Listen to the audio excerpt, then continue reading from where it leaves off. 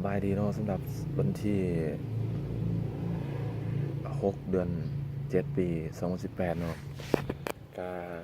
คนเฮาเนาะกะหลายๆอย่างมันกะทุกคนก็ต้องมีจุดมุ่งหมายเด้อจุดอุปสรรคที่แตกต่างกัน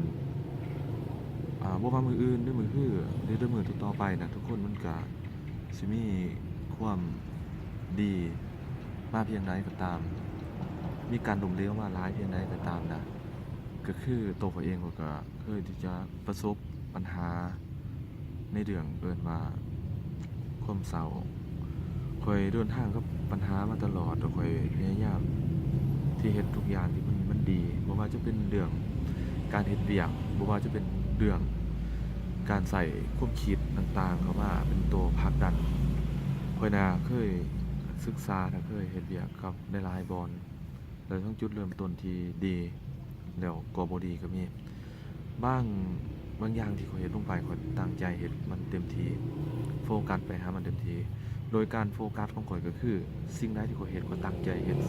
สิ่งใดที่ข้อยบ่ฮู้ข้อยพยายามที่จะเรียนรู้กับมันเพื่อที่เฮ็ดสิ่งนั้นให้ได้ถ้ามีเมื่อใดข้อมูลมาเป็นข้อมูลดิบแล้วข้อยก็เฮ็ดสิ่งนั้นไปแต่มันก็มีหลายอย่างในวงการเฮ็ดธุรกิจหรือการประกอบการธุรกิจสำคัญที่สุดคือต้องนึกถึงคู่แข่ง ทำอีกคนก็คิดว่าการในธุรกิจมันอาจจะทุกคนเรียนในหนังสือมาเรียนในตำรามาประกอบธุรกิจเป็นชีวิตจริงเข้าไปบางครั้งเริ่มต้นว่าเรื่องนี้ดีเรื่องนี้บ่ดีใส่ได้หรือบ่ได้แต่เวลาเฮ็ดเข้าไปอีดีแล้วมันเริ่มจะมีตัวกระตุ้นหรือตัวผลักดันเข้ามาโดยเฉพาะความเครียดคอยจากคนที่บ่เคยเครียดจากคนที่บ่เคยมีปัญหาคนเวลาเครียดทั้งสุดก็มักถ้าคนมีครอบครัวจะเอาเมียหรือเอาภรรยาของตนเป็นที่ปรึกษาที่ดีแต่สำหรับคนเป็นโสดนะก็จะมักเอาแฟนเป็นตัวที่ดีแต่ในขณะที่เขามีปัญหาเขาเริ่มต้นกับปัญหาแบบรับสิ่งที่เขาเบิ่งเห็นวิดก็คือเขาสิหาจุดยืนกับตัวเองจังไดเขาจะเริ่มต้นกับการเฮ็ดเวียกของเขาแบบใดให้มันได้ดีนะจนกระทั่งว่ามันมีปัญหาหลายเดือนจากเดือน1เดือน2จากคนที่เฮ็ดเวียกกับที่คนร่วมงานจากคนที่เฮ็ดเวียกนำปั๊บเอาเวียกของเราไปเฮ็ดแล้วประกาศตัวว่าเฮาเฮ็ดได้ทั้งๆที่เวียกของเราน่ะคันภาษามันนึงเอิ้นว่าลักเอาของหมู่ไปแล้วก็ทำลายหมู่ก็มีประเด็นนี้ขึ้นมาแต่พวกเรานี่เขาก็ยังยืนในสังคมได้แต่ที่ข้อยเองก็พยายามที่จะถอยขึ้นมาบางทีก็อยากสู้แต่ก็คิดว่าเฮามีบาปมีกรรมกับเขาบ่หรือสิ่งที่เฮากำลังเฮ็ดอยู่นั้นมันเป็นเวรเป็นกรรมของเฮามันจึงเฮ็ดให้เฮาหยุดที่จะเถียงกับไผเฮาคิดว่าเฮาต้องมาเฮ็ดในสิ่งที่เฮาเฮ็ดได้แล้วยืนหยัดได้ยืนอย่างมีเกียรติของเฮายืนอย่างสง่างามของเฮาถึงมันสิล้มมา100ครั้งล้มมา1,000ครั้ง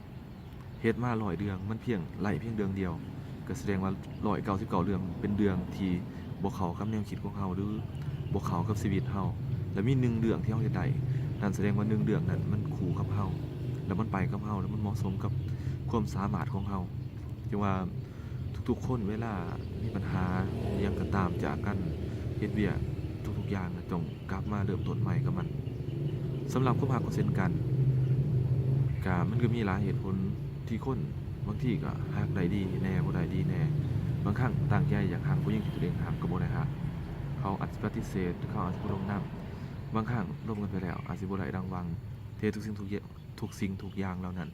อย่าท้ออย่าถอยจงเข้มแข็งฝ่าฟันจงเข้มแข็งที่จะยืนหยัดกับมันให้ได้อันนี้ก็ขอให้ทุกคนจงมีความสุขและขอให้ทุกคนจง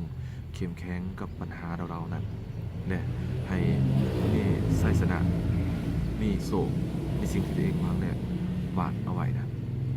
ขอบใจสำหรับมื้อนี้นะเจ้ามื้อหน้ามีเรื่องเราๆดีก็สิมาเล่าให้ฟังใหม่